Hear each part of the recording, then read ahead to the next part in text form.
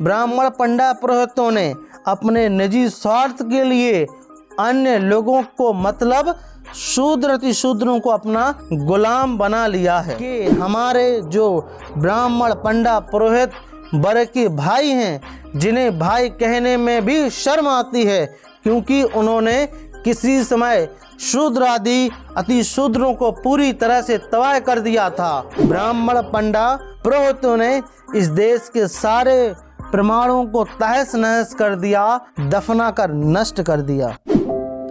Hello everyone, जय भीम, नमो बुद्धाय। स्वागत है आप सभी का ट्रूथ लिटरेचर में। और आज से हम स्टार्ट करने वाले हैं महात्मा फूले जी की किताब गुलामगिरी। गुलामगिरी एक फेमस ग्रंथ है जो कि महात्मा फूले जी ने लिखा था और आज उनका परिनिर्वाण दिवस है। तो आज से स्टार्ट करते हैं गुलामगिरी को पढ़ना।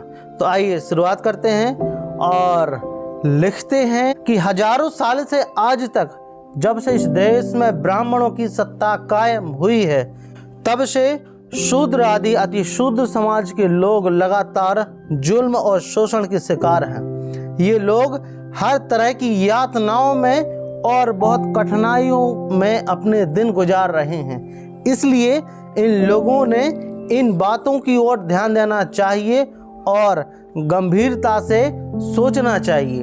अब इसके आगे ये लोग अपने आप को ब्राह्मण पंडा पुजारियों की जुल्म जातियों से कैसे मुक्त कर सकते हैं, यही आज हमारे लिए सबसे महत्वपूर्ण सवाल है और यही इस ग्रंथ का उद्देश्य है। यह कहा जाता है कि इस देश में ब्राह्मण पुरोहितों की सत्ता कायम होने को लगभग 3000 साल से भी ज्यादा समय बीत गया होगा।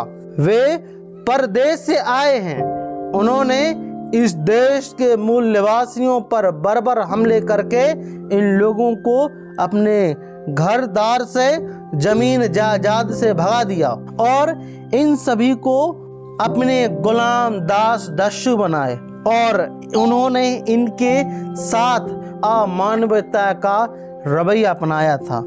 आगे सैकड़ों साल बीत जाने के बाद इन लोगों को अपने बीते काल की घटनाओं की विस्मृतियां होंगी और आप लोग परदेश से आकर यहाँ के मूल निवासियों और उनके घर बार जमीन जायदाद से खदेड़ कर उन्हें अपने गुलाम बनाकर रखा। इसलिए ब्राह्मण पंडा पुरोहितों ने इस देश के सारे प्रमाणों को तहस नहस कर दिया, दफना कर नष्ट कर दिया। उन ब्राह्मणों ने इन लोगों के दिलो दिमाग में अपना प्रभाव, अपना वर्चस्व रहे, जिससे केवल अपना स्वार्थ फलता फूलता रहे। इसलिए उन्होंने कई तरह के हथकंडे अपनाए और वे सभी इनमें कामयाब भी होते रहे। चूंकि उस समय ये लोग सत्ता की दृष्टि से पहले ही पराधीन ही थे और बाद में ब्राह्मण पंडा पुरोहितों ने उन्हें ज्ञानहीन बुद्धिहीन बना दिया, जिसका परिणाम यह हुआ कि ब्राह्मण पंडा पुरोहितों के दाव पेच, उनकी जालसाजी इनमें से किसी के भी ध्यान में नहीं आ सकी। ब्राह्मण पुरोहितों ने इन पर अपना वर्चस्व कायम करके इन्हें हमेशा हमेशा के लिए अपने गुलाम बनाकर रखने के लिए केवल अपने निजी हितों को ही मद्देनजर रखकर एक से अधिक बनावटी ग्रंथों की रचना करके कामयाबी हासिल की। उन नकली ग्रंथों में उन्होंने यह दिखाने की पूरी कोशिश की कि हमें जो विशेष अधिकार प्राप्त हैं वे सब हमें ईश्वर द्वारा प्राप्त हैं। इस तरह का झूठा प्रचार उस समय के अनपढ़ लोगों में किया गया और उस समय के शूद्र आदि अति शूद्रों में मानसिक गुलामी के बीज बोए गए। उन ग्रंथों में भी लिखा गया कि शूद्रों को ब्रह्मा ने पैदा करने का उद्देश्य बस इतना ही था कि उन्होंने हमेशा हमेशा के लिए ब्राह्मण पुरोहितों की सेवा करने में ही लगे रहना चाहिए और ब्राह्मण पुरोहितों की मर्जी के खिलाफ कुछ भी नहीं करना चाहिए। मतलब ये ईश्वर को प्राप्त होंगे और इनके जीवन का सार्थक होगा। लेकिन अब इन ग्रंथों के बारे में किसी ने कुछ मामूली सा भी सोचा होता, यह बात कहाँ तक सही है? क्या वे सचमुच ईश्वर द्वारा प्राप्त हैं? तो उन्हें उनकी सच्चाई तुरंत समझ में आ जाएगी। लेकिन इस प्रकार के ग्रंथों में सर्वशक्तिमान सृष्टि का निर्माता जो परमेश्वर है, उनकी समांतवादी दृष्टि को बड़ा गौरव प्राप्त हो गया। इस तरह के हमारे जो ब्राह्मण, पंडा, पुरोहित वर्ग के भाई हैं, जिन्हें भाई कहने में भी शर्म आती है, क्योंकि उन्होंने किसी समय शूद्र आदि अति शूद्रों को पूरी तरह से तबाह कर दिया था, और वे ही लोग इनको अभी धर्म के नाम पर धर्म की मदद से चूस रहे हैं। एक भाई द्वारा दूसरे भाई पर जुल्म करना यह भाई का धर्म नहीं है, यह महात्मा फूले जी प्रस्तावना में बोल रहे हैं। फिर भी हम सभी के उत्पन्नकर्ता के रिश्तेदारों से उन्हें भाई कहना पड़ रहा है, तो वे भी खुले रूप से यह कहना छोड़ेंगे नहीं। फिर भी उन्होंने केवल अपने स्वार्थ का ही ध्यान न रखते हुए सिर्फ न्याय बुद्धि से भी सोचना चाहिए। यदि ऐसा ही है तो उन ग्रंथों को देखकर, पढ़कर हमारे बुद्धिमान अंग्रेज, फ्रेंच, जर्मन, अमेरिकी और अन्य बुद्धिमान लोग अपना यह मत दिए बिना नहीं रहेंगे कि उन ग्रंथों को ब्राह्मणों ने केवल अपने मतलब के लिए लिखा है। मैं एक बात स्पष्ट कर देना चाहता हूँ कि महात्मा फूले ने उस समय बुद्धिमान लोग बताया, जिसमें अंग्रेज, फ्रेंच, जर्मन, अमेरिकी। क्यों बताया? क्योंकि उस समय पर शूद्रों को, अति शूद्रों को पढ़ने लिखने का अधिकार नहीं था। महात्मा फूले जी ने सबसे पहले शिक्षा के दरवाजे खोले, शूद्र अति शूद्रों के लिए पढ़ने के लिए मौका तलाश किया। इसलिए जो बाहर से लोग आए थे, ब्राह्मण, फ्रेंच, जर्मन, वो पढ़े लिखे लोग थे, इसलिए उन्होंने बुद्धिमान कहा। इन ग्रंथों में हर तरह के ब्राह्मण पुरोहितों का महत्व बताया गया है। ब्राह्मण पुरोहितों का शूद्र आदि अति शूद्रों के दिलो दिमाग पर हमेशा हमेशा के लिए वर्चस्व बना रहे, इसलिए उन्हें ईश्वर से भी श्रेष्ठ समझा गया है। उस पर जिनका नाम निर्देशित किया गया है, इनमें अंग्रेज लोगों ने इतिहास आदि ग्रंथों में कई जगह यह सब लिखा है कि ब्राह्मण, पंडा, पुरोहितों ने अपने निजी स्वार्थ के लिए अन्य लोगों को, मतलब शूद्र अति शूद्रों को अपना गुलाम बना लिया है। उन ग्रंथों द्वारा ब्राह्मण पुरोहितों ने ईश्वर के वैभव को कितने नीच स्थिति में ला रखा है, यह सही में बड़ा सोचनीय सवाल है। जिस ईश्वर ने शूद्र आदि शूद्रों को और अन्य लोगों को अपने द्वारा निर्मित इस दृष्टि की सभी वस्तुओं को समान रूप से उपयोग लेने की पूरी आज़ादी दी है, उस ईश्वर के नाम पर ब्राह्मण, पंडा, पुरोहितों ने एकदम झूठ मूठ ग्रंथों की रचना करके उन ग्रंथों में सभी के मानवीय हक मारने को नकारते हुए स्वयं मालिक हो गए। इस बात पर हमारे कुछ ब्राह्मण भाई इस तरह का संदेह उठा सकते हैं कि यदि ये तमाम ग्रंथ झूठ मूठ के हैं, तो उन ग्रंथों पर शूद्र आदि अति शूद्रों के पूर्वजों ने क्यों आस्था रखी थी, और आज भी इनमें से बहुत सारे लोग क्यों आस्था रखे हुए हैं, यह महात्मा फूले जी प्रस्तावना में बोल रहे हैं। इसका जवाब यह है कि आज के इस प्रगत काल में कोई किसी पर जुल्म नहीं कर सकता, मतलब अपनी बात को लाद नहीं सकता। आज सभी को अपने मन की बातें, अपने अनुभव की बात स्पष्ट रूप से लिखने की या बोलने की इजाजत है। किसी बुजुर्ग आदमी की और किसी धूर्त आदमी ने किसी बड़ी व्यक्ति के नाम से झूठ पत्र भी कर लाया, फिर भी कुछ समय के लिए क्यों ना हो उस पर भरोसा करना ही पड़ता है।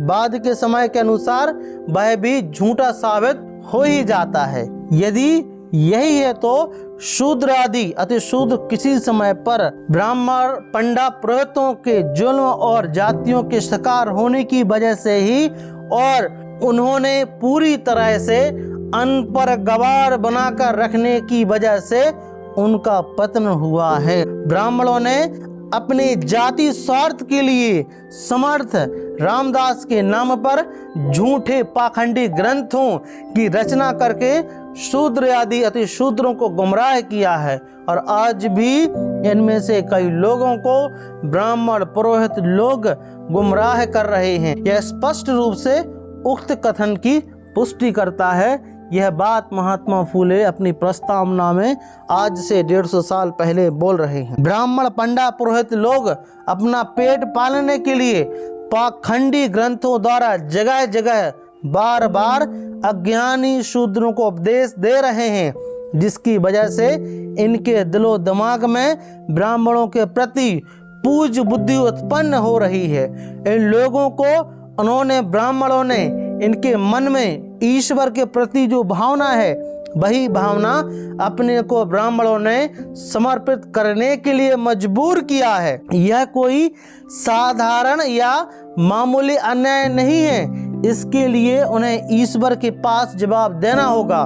ब्राह्मणों ने उपदेशों का प्रभाव अधिकांश अज्ञानी शूद्र लोगों के दिलो दिमाग पर इस तरह से पकड़ जमाए हुए हैं कि ये अमेरिका के काले गुलामों की तरह लड़ने के लिए तैयार नहीं हैं। जिस दुष्ट लोगों ने उन्हें गुलाम बनाकर रखा है, उनसे लड़कर मुक्त आजाद होने की बजाय जो उन्हें आज़ादी से दे रहे हैं, उन लोगों के विरुद्ध वे फिजूल कमर कसकर लड़ने के लिए तैयार हुए हैं।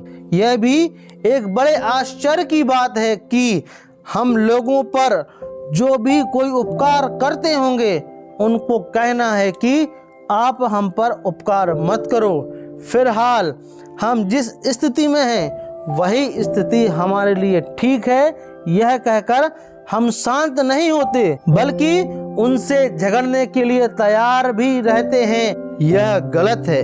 वास्तव में हमको गुलामी से मुक्त करने वाले जो लोग हैं उनका हमको आज़ाद कराने से कुछ हित होता है, तो ऐसा भी नहीं है, बल्कि उन्होंने अपने ही लोगों में ही सैकड़ों लोगों की बलि चढ़ाना पड़ता है।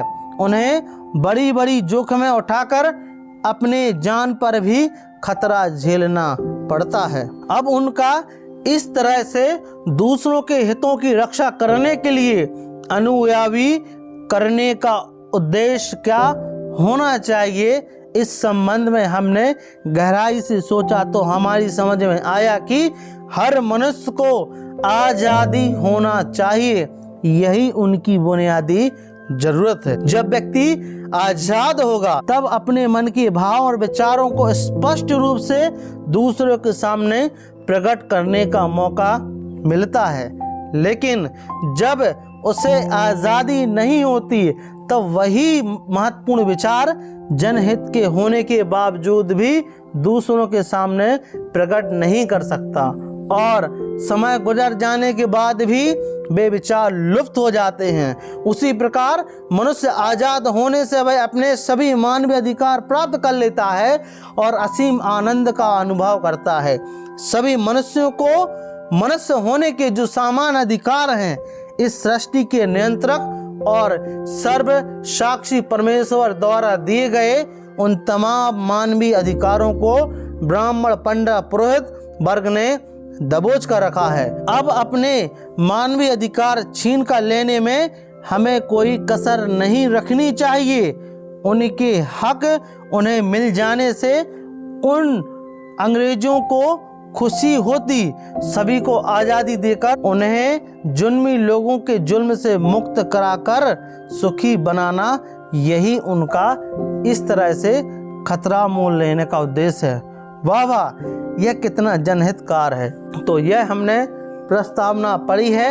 आपका इस वीडियो के बारे में क्या मानना है? अभी हमने छोटी सी प्रस्तावना देखी है, ये और भी है, तो हम आगे की वीडियो में जानने का प्रयास करेंगे। तो आपको यहाँ तक ये वीडियो कैसा लगा प्लीज़ हमें कमेंट बॉक्स में ज़रूर बताएं, और यदि आप इस चैनल पर नए हो तो प्लीज़ इस चैनल को सब्सक्राइब जरूर करें और शेयर जरूर करें। जय भीम, जय भारत।